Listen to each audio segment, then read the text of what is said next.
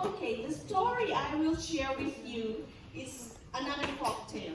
You know, each time I am asked to share a story at Victoria FIlCan Church, I share a folk tale. So this folk story, as we know, has been passed on to so many generations. Okay, first thing I'd like to ask is, do you know how your ancestors look like? No? No? This is how my ancestors look like. Oh, look, I look different now.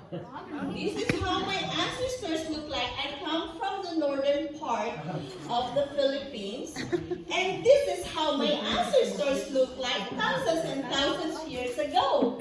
You know, before the Spaniards discovered the Philippines. So, this is mom, and I guess this must be dad, and those may be my grand uncles. Okay, so, and then when the Spaniards came, you know, they came, you know, with their trade supplies, and they were cloth a little bit, and you know, the priests, many priests came and Christianized the Philippines. And see how the priests look like? You know, they're all wearing white, right? And the land is governed by called a governor, which is also wearing white. And now the kids are clothed now. So now they have clothes, you know, because they came with clothes, and so people are now cloth, and then later on they have fashion and all that. So this is now they look like, so my grandparents, you know, after my ancestors now look like this. Okay, now this is the setting of the story, and I'm glad we are here in Duncan because we can sort of imagine how it looks like years, thousands and years ago. So it's like this, you know, in the Philippines, 1,000 years ago, before civilization, it's forested like this, densely forested with vegetation and all that. And there may be a town proper, which is a little bit far from where some people live, but you can hear whatever is happening there. Okay, so this is a story of a fisherman and his wife, and they have 3 children. The reason why I'm sharing it, although it happened many years ago, is because it can still apply to today. Okay, so this is just a very short story, and I will ask you a question after, so you better listen. So many years ago, a poor fisherman and his wife lived with their 3 sons in a village by the sea. One day, the old man set his snare in the water. Snare is a trap, a fish trap. So this is how it looks like years ago. You know, many years ago, our waters are abundant with fishes. You only put a fish trap, and you know, the fishes will just swim to your trap, and then you know you have already a dinner, you know. So that morning, the fisherman put his trap on the river close to his house, and then what happens is just he would just come back, you know, before dinner to get the fishes. So he put his trap by the water and came back, you know, close to, you know, maybe sundown. And of course, many years ago, there's no electricity. There's no post, there's no flashlight. So they just depend on the moonlight, you know, to see what's happening far away. So when he looked on his fish trap, there's a big white fish on the trap. And because he couldn't, you know, he really couldn't see what's really in there. So what he was thinking was, I got the priest! I got the priest! You know, because the priest priest is very nice.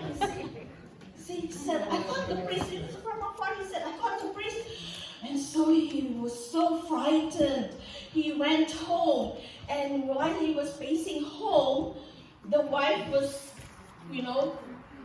kind of scared too, how her husband is looking like. So he said, what's happening? And then the husband said, I caught the priest. And so the wife got curious, and so the both of them went to the river.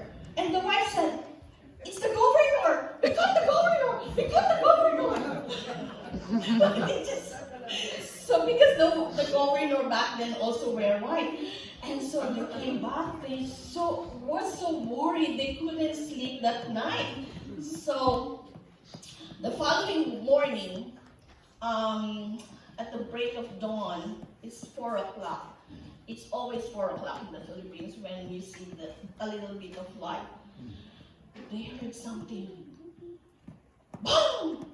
Boom! Boom! Boom! And clang, clang, clang, clang, clang, clang. So out in the town, it's a holiday. And so the cannon was being fired and the church bells was ringing, but they don't know what it is all about, because they live quite far from the town. And said, someone had found out that we caught the priest. And the wife said, someone had found we caught the governor. And they were so afraid, so they ran to the forest. Similar to like this, the forest is they live actually in the forest. So they ran to the forest to hide. And the following morning, so they rested there for the night. So the following morning, they sort of reached another town. And they heard again some noises. Boom, boom, boom, clang, clang, clang. It was Sunday. And so, the church is calling people to mass. And so they got scared. No, they found us that we are running away from our crime. So they ran back to their house. And at that time, their 3 sons had brought the horse and tied it on the tree. And again, they heard another noise, clang, clang, clang, clang, clang, and more, noises from people. They're gonna get us and punish us.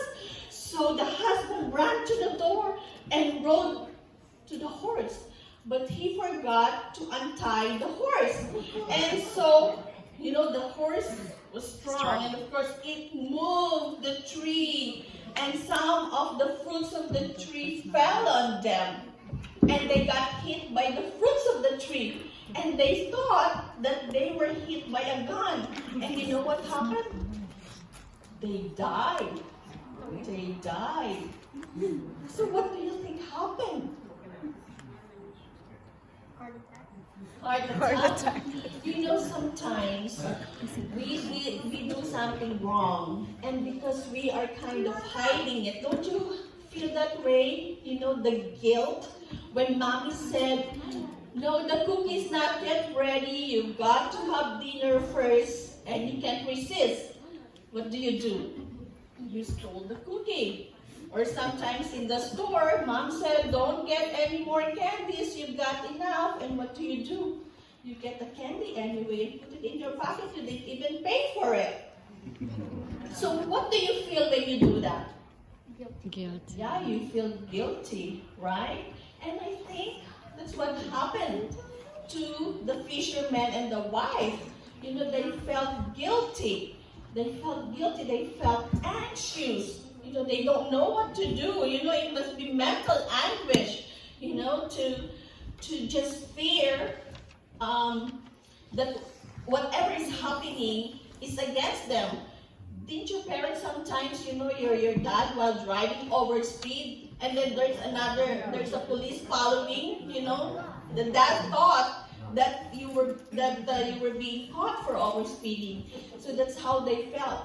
So they probably had a heart attack because of the guilt. They were trying to hide what they have done. Do you think it will be different when they tell someone about it? What do you think? Yeah? Yeah? Yeah? You think so?